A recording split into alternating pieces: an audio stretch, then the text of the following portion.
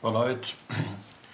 Vamos iniciar o nosso Evangelho, vamos cantar uma canção para harmonizar as nossas mentes e o nosso ambiente. Na estrada da vida seguimos errando, presos ao prazer que nos vai chegando, longe da verdade, caindo choramos, não vemos claro o chão que pisamos. Nós somos teus filhos, Senhor, e em contrição pedimos-te amor, pedimos perdão.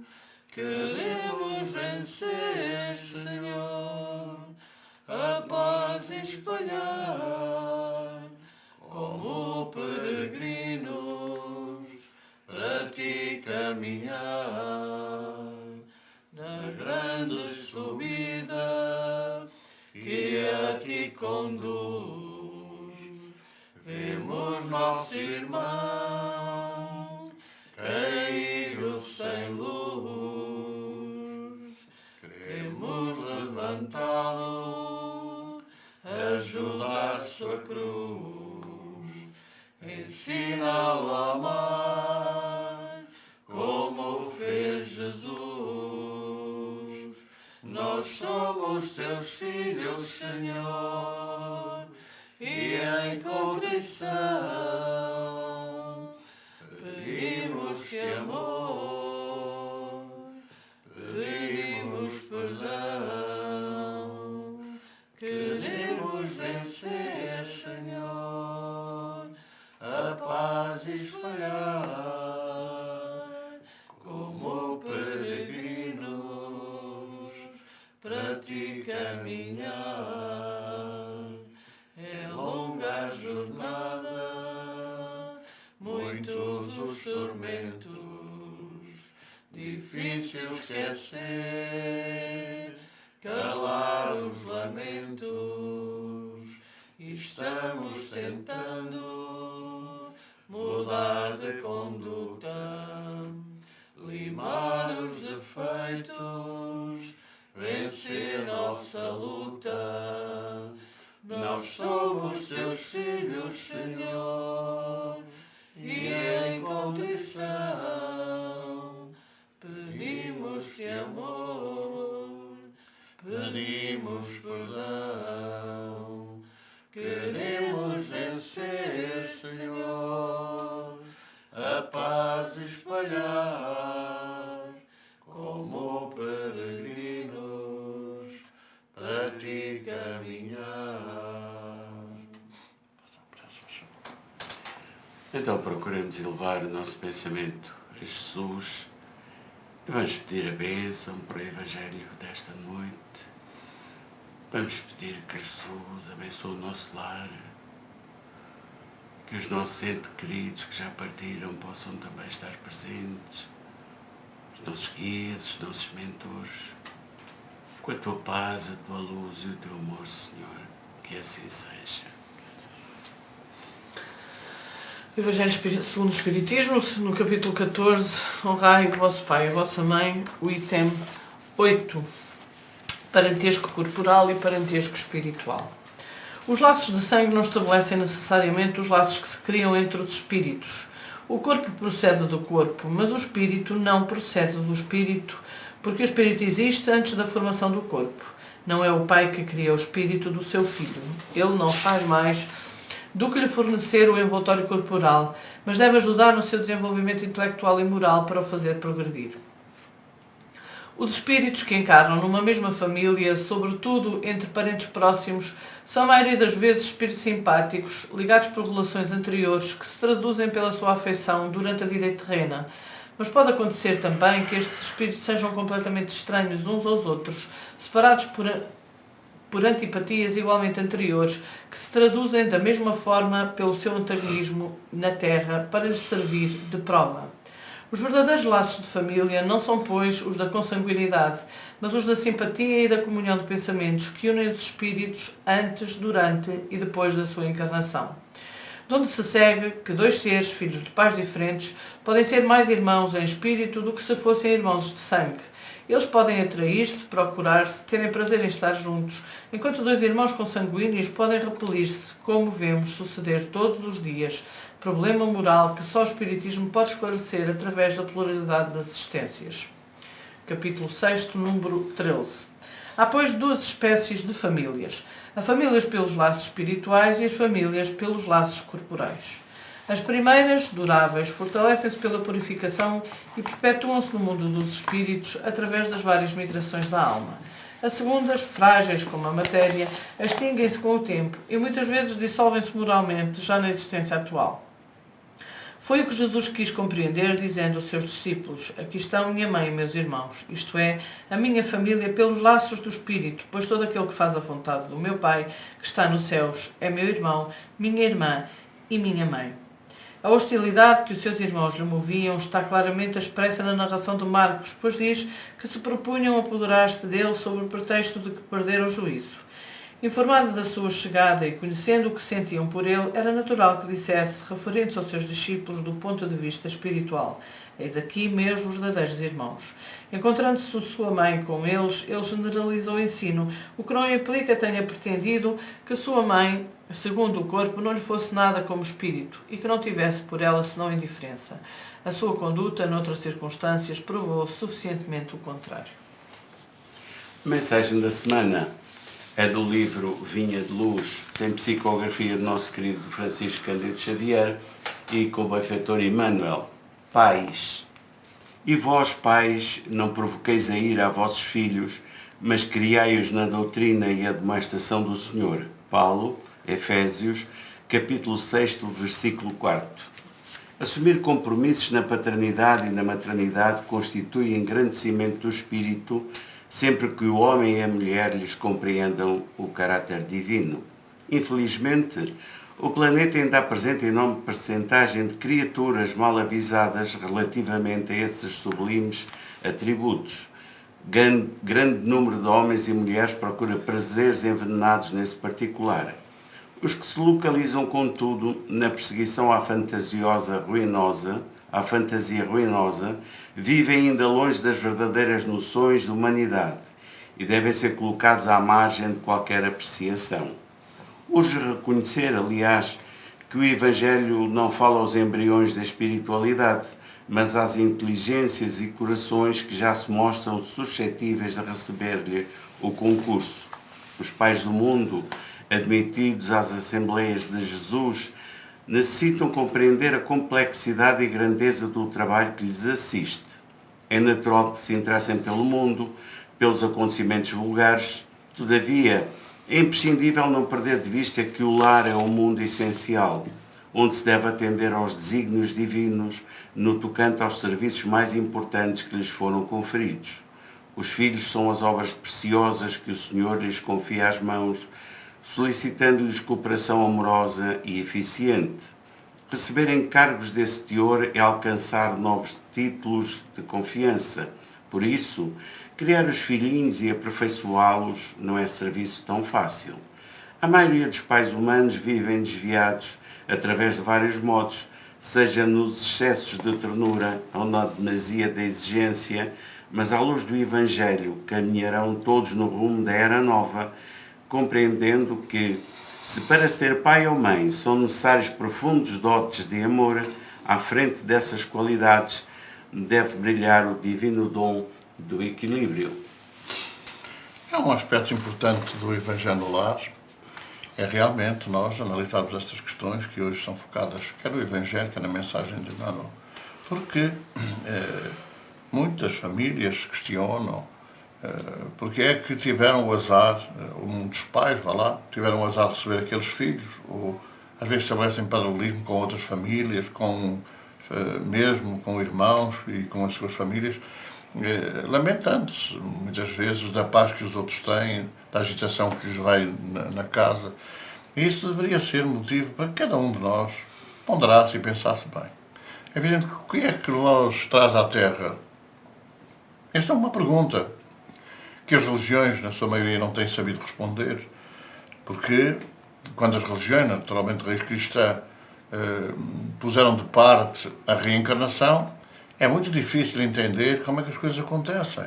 Como é que nos acontecem os azares, ou as sortes, não é?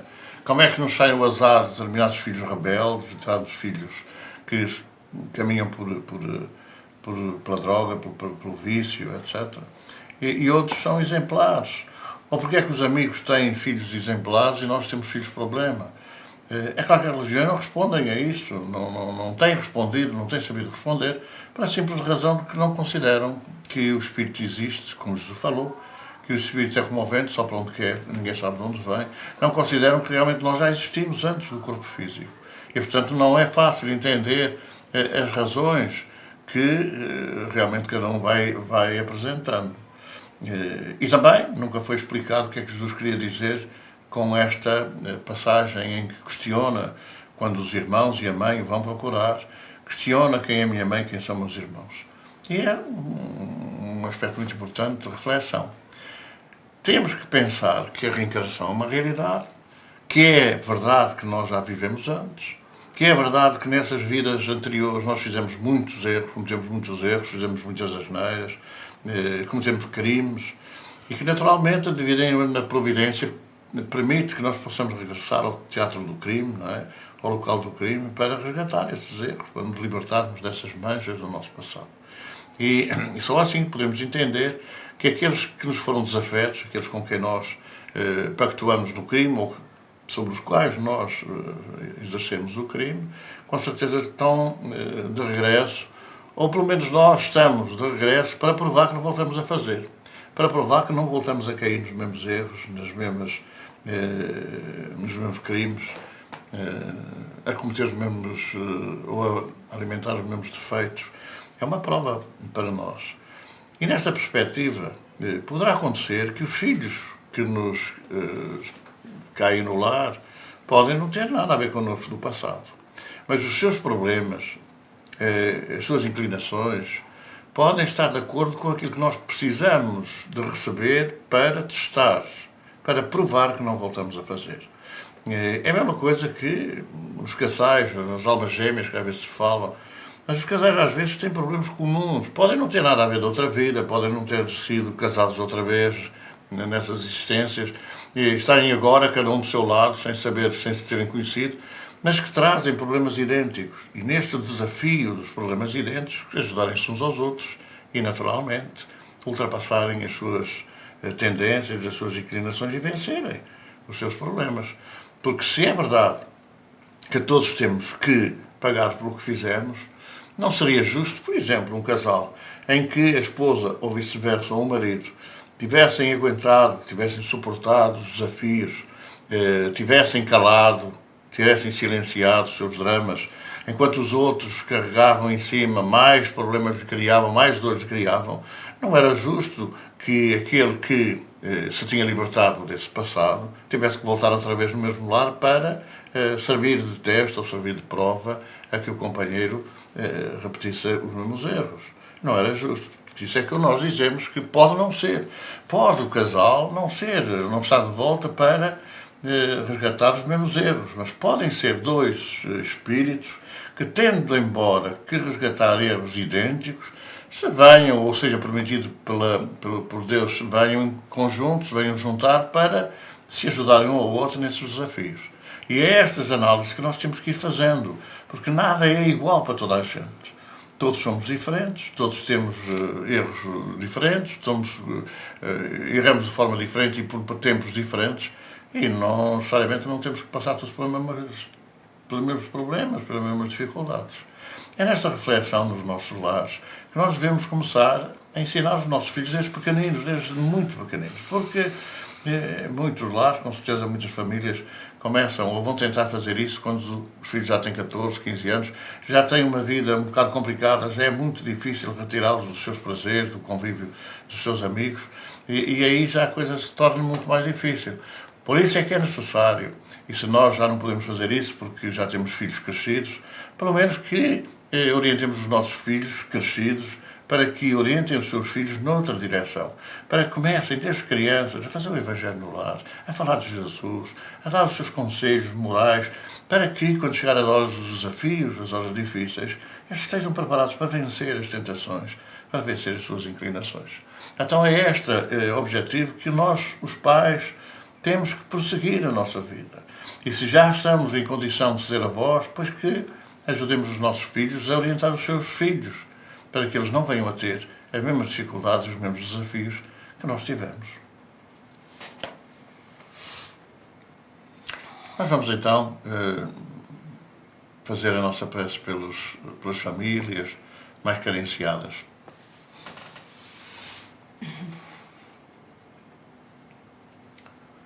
Senhor Jesus,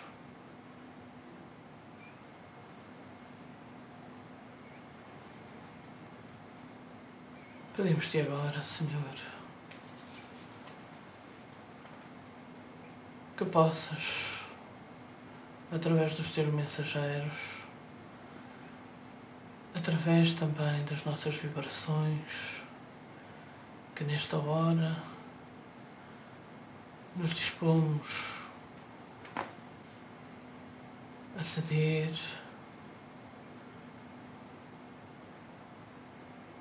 para que possas levar a todos aqueles que mais necessitam neste momento,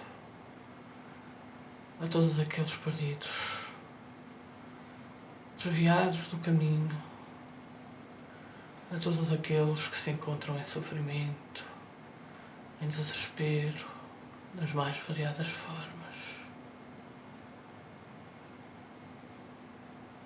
A todos os lares em desavença, a todos os pais que se veem no desespero com seus filhos perdidos pelos caminhos dos vícios, mas também a esses, Senhor, que eles possam acordar, que eles possam ter força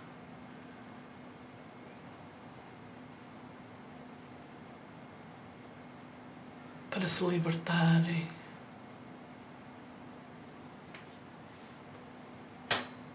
que eles possam encontrar o auxílio e o amparo.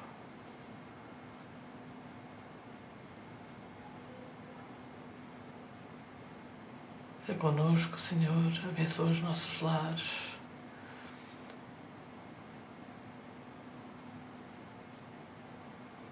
Que assim seja. Vamos cantar a página 26.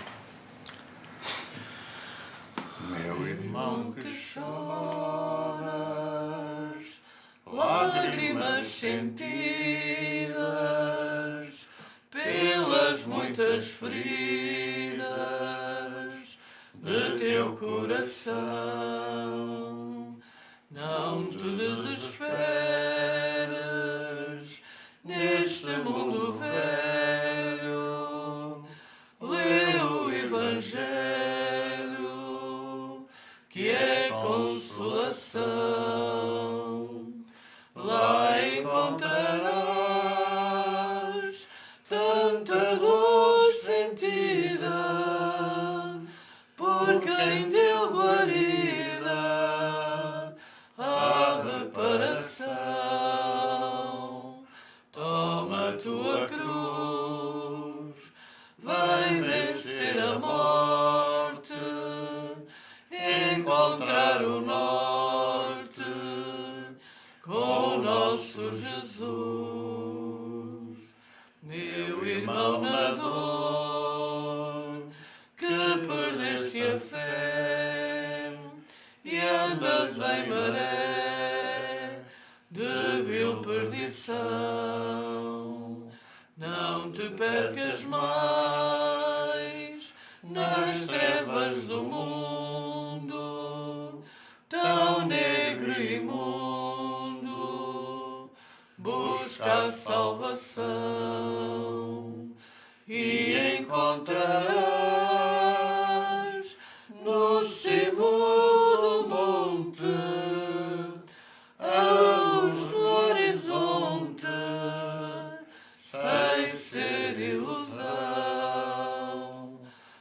Vem seguir Jesus,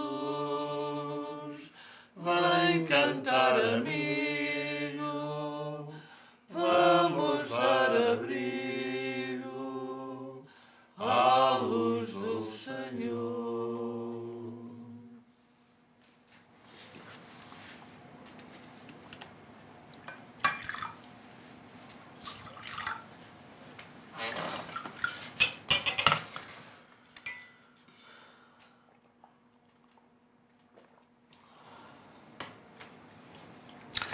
E vamos despedir. Até à próxima semana. Se Deus quiser, boa noite. Que Deus abençoe os vossos lares.